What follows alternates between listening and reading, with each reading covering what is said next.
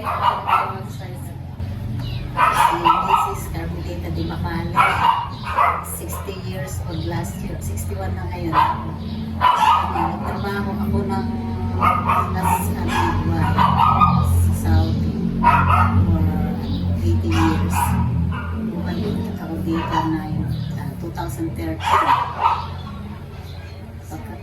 Pagkatapos nun, plain housewife na. So, ano naman po yung, after nyo pong makabalik dito sa Philippines, ano po yung na-feel nyo after nyo mag-retire sa pagiging midwife sa ibang bansa? Ay, masaya ako siyempre kasi nakasama ko yung pamilya.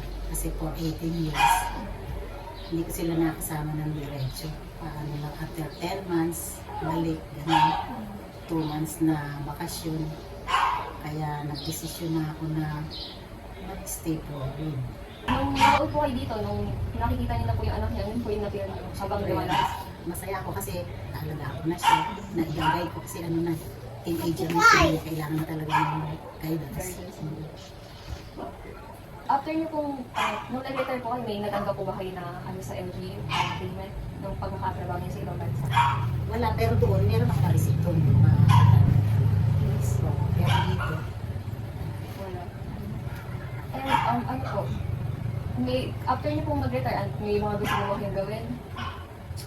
sana, soon, kapag halaga ng tunay na ako. Yun lang. Okay na po. Thank you po sa oras.